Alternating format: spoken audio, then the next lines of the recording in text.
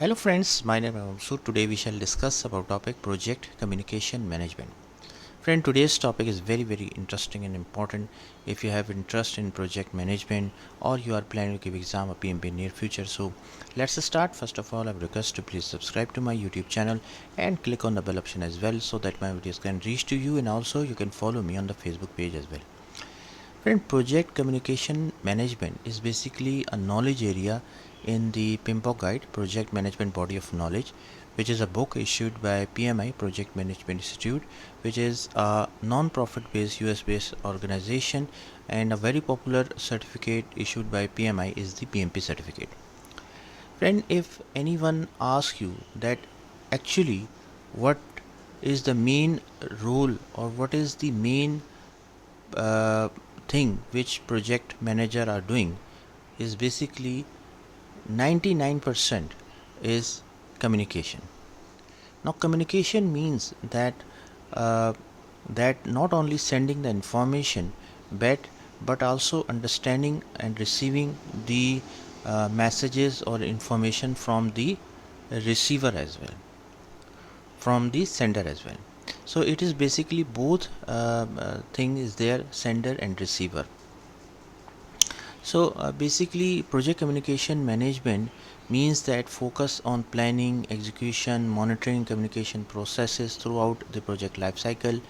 Also it ensures that relevant information is shared among stakeholders, team members and other project participants. So the main goal of the communication management is to facilitate common understanding of project objectives, scope, progress, risk and other important aspects. First thing in the communication planning is the identification of stakeholders. Friend, stakeholder are those person who have interest in a project, either positively or negatively. So first thing, when we are planning for communication, we have to identify that what are the stakeholders who involved in a project. Those stakeholders can be internal or can be external as well. Internal means that who belongs to your own organization, okay, and external means generally from the customer side, okay. For example, internal stakeholder means project manager from your organization, functional manager, CEO, CTO. External means project manager from customer side, the operation manager, the functional manager, the business person, etc. So those are the external stakeholders. So you can use any Excel sheets, etc., in which you determine and identify the stakeholders who are involving in a project. Then define the communication requirements, means that identify that what are their communication requirement, means that how will you communicate the requirements, how will you inform them, either through any particular format, for example in the Word format or any Excel format. What is the frequency, like on a weekly basis, on a monthly basis, and what is the channel of communication, means that either you send emails, you send status reports, either you do some meetings, etc. Then you have to create a appropriate communication management plan. That means there should be some strategy proper, that how will you communicate with the stakeholders. Like you can make a communication matrix which details the flow of information. Like for example, the project manager from the vendor side will talk to the project manager to the customer side. CEO of the vendor will talk to the CEO of the project side. So these are the hierarchies which should be maintained, which should be properly followed throughout the project as well. Next thing is that, friend, the information distribution means that actual process of distributing the information to the stakeholders as per plan in the communication management, okay. That means you can use different or various communication methods. For example, you can have meetings with the customer, you can send them emails, you can also use any project management software, like for example Jira, Microsoft project server, etc. You can send reports as well, reports in Microsoft Word, Excel, etc. Then performance reporting is also very important. That means you have to monitor the project performance, and not only monitoring, you should send the reports, appropriate reports in PowerPoint, Excel, Word, to the stakeholders, especially to the customer. They should know that what is the status of the project, what are the progress updates, any relevant documents, so that the stakeholders inform about the project health, progress, and this visibility should be very clear and should be transparent.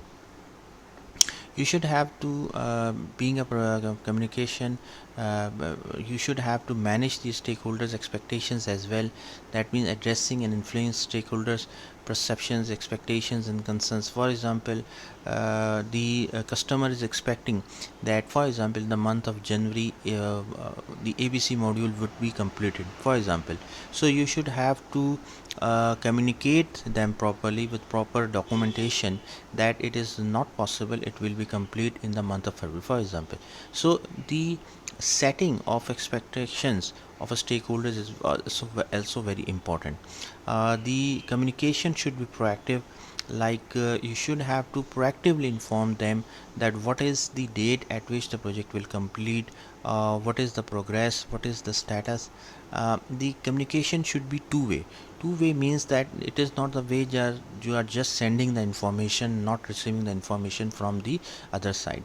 Like whatever the information you are sending, you should seek feedback, whatever their concerns, the